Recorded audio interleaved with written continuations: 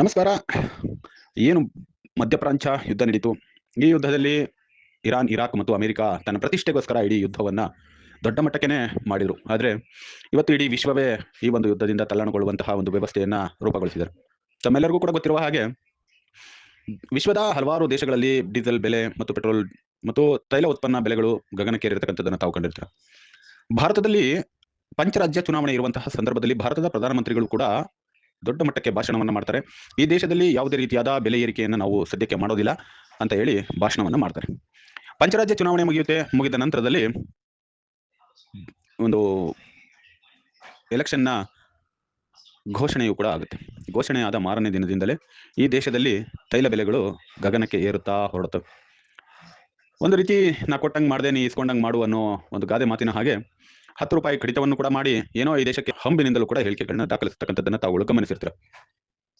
ಇವತ್ತು ದೇಶದಲ್ಲಿರ್ತಕ್ಕಂತಹ ಸಾರಿಗೆ ಉದ್ಯಮ, ಅದರಲ್ಲೂ ಯೆಲ್ಲೋ ಬೋರ್ಡ್ನ ವಾಹನದ ಚಾಲಕರು ಮತ್ತು ಮಾಲೀಕರುಗಳು ಇವತ್ತು ಹೈರಾಣಾಗೋಗಿದ್ದಾರೆ ಈ ಒಂದು ದರ ಏರಿಕೆಯಿಂದ. ಇವರು ಒಂದು ಕಡೆ ಕಂಪನಿಗಳ ವ್ಯವಸ್ಥೆಯನ್ನ ತೆಗೆದುಕೊಂಡು ಬಂದ್ಕೊಡ್ತಾರೆ. ಕಂಪನಿಗಳು ಕೊಡುವಂತಹ ಕಿರುಕುಳವನ್ನ ಎಲ್ಲೂ ಕೂಡ ಕಂಟ್ರೋಲ್ ಮಾಡುವಂತಹ ವ್ಯವಸ್ಥೆಯನ್ನು ರೂಪಿಸೋದಿಲ್ಲ. ಈ ಭಾಗದಲ್ಲಿ ಪೆಟ್ರೋಲ್ ಡೀಸೆಲ್ಗಳನ್ನ ದರವನ್ನ ಗಗನಕ್ಕೆ ಏರಿಸ್ತಾರೆ. ಅದರಿಂದಲೂ ಕೂಡ ಯಾವುದೇ ರೀತಿಯಾದಂತಹ ಸಂಪಾದನೆಯನ್ನ ಮಾಡಕ್ಕಾಗದೆ ಇವತ್ತಿನ ಕಾಲದಲ್ಲಿ ಚಾಲಕರುಗಳು ಹೈರಾಣಾಗ್ತಿರ್ತಕ್ಕಂಥದ್ದನ್ನ ತಾವುಗಳು ಗಮನಿಸಿರ್ತಾರೆ. ಎತ್ತ ಹೋಗುತ್ತಿದೆ ಭಾರತ ಅಂತ ಒಮ್ಮೆ ತಿರುಗಿ ನೋಡಿದ್ರೆ ಭಾರತದ ರಿಸರ್ವ್ ಬ್ಯಾಂಕ್ ನಲ್ಲಿದ್ದಂತಹ ಚಿನ್ನ ಮಾರಾಟ ಆಗಿದೆ ಅನ್ನೋದೊಂದು ದೊಡ್ಡ ಸುದ್ದಿಯಾಗಿ ಬಿಂಬಿಸ್ತಾ ಇದೆ. ಬ್ಲೂಮ್ಬರ್ಗ್ ಅನ್ನುವಂತಹ ಒಂದು ಸಂಸ್ಥೆಯ ಒಂದು ವರದಿಯ ಪ್ರಕಾರವಾಗಿ ಭಾರತವು ಕೂಡ ಚಿನ್ನವನ್ನ ಮಾರಾಟ ಮಾಡಿದೆ ಅಂತಂದ್ರೆ ತಾವುಗಳು ನಂಬ್ತೀರಾ? ಇದು ನಂಬಲೇಬೇಕಾದಂತಹ ವರದಿಯಾಗಿ ಹೊರಬಂದಿದೆ.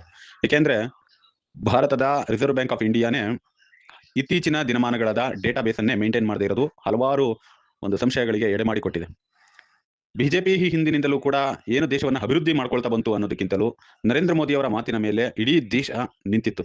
ಆದರೆ ನರೇಂದ್ರ ಮೋದಿ ಅವರ ಈ ದೇಶದ ಸ್ವಾಭಿಮಾನ, ಈ ದೇಶದ ಮೇಲೆ ಇರ್ತಕ್ಕಂಥ ಅಭಿಮಾನವನ್ನು ಒಪ್ಕೊಳ್ಬಹುದು. ಆದರೆ ನರೇಂದ್ರ ಮೋದಿ ಅವರ ಹಿಂಬದಿಯಲ್ಲಿರ್ತಕ್ಕಂತಹ ಸಂಸದರುಗಳನ್ನ ಯಾವುದೇ ಕಾರಣಕ್ಕೂ ನಂಬೋದಕ್ಕೆ ಸಾಧ್ಯ ಇಲ್ಲ ಅಂತಕ್ಕಂಥದ್ದಕ್ಕೆ ಕರ್ನಾಟಕದಲ್ಲಿ ಆಯ್ಕೆಯಾಗಿರ್ತಕ್ಕಂತಹ ಹಲವಾರು ಸಂಸದರುಗಳು ಮೂಲ ಕಾರಣಕರ್ತರು.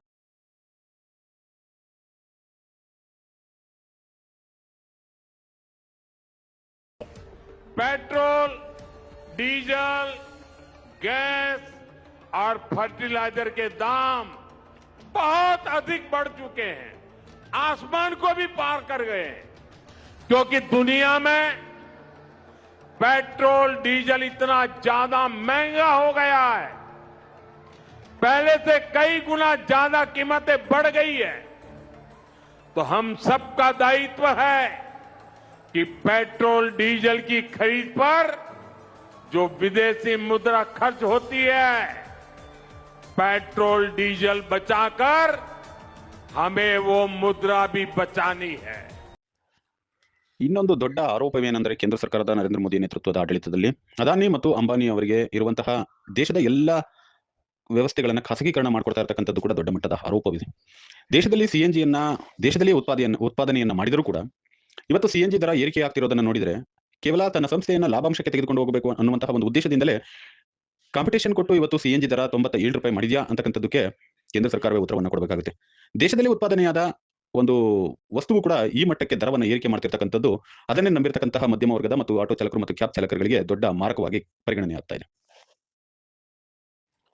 ಇತ್ತೀಚಿನ ಒಂದು ಮಾಧ್ಯಮದ ವರದಿಯ ಪ್ರಕಾರವಾಗಿ ಭಾರತದ RBIನ ಅಡಿಯಲ್ಲಿದ್ದಂತಹ 75 ಟನ್ ಬಂಗಾರವನ್ನ ಮಾರಾಟವನ್ನು ಮಾಡಿರ್ತಕ್ಕಂತಹ ಕೇಂದ್ರ ಸರ್ಕಾರದ ನಡೆ ಮುಂದಿನ ದಿನಗಳಲ್ಲಿ ಭಾರತವನ್ನ ಇನ್ನು ಯಾವ ಸಂಕಷ್ಟಕ್ಕೆ ಸಿಲುಕಿಸುತ್ತೆ ಅನ್ನುವಂಥದ್ದೊಂದು ದೊಡ್ಡ ಮಟ್ಟಕ್ಕೆ ಹಲವಾರು ಜನಗಳಲ್ಲಿ ಒಂದು ಸಂಶಯ ಮೂಡಿಸ್ತಾ ಇದೆ.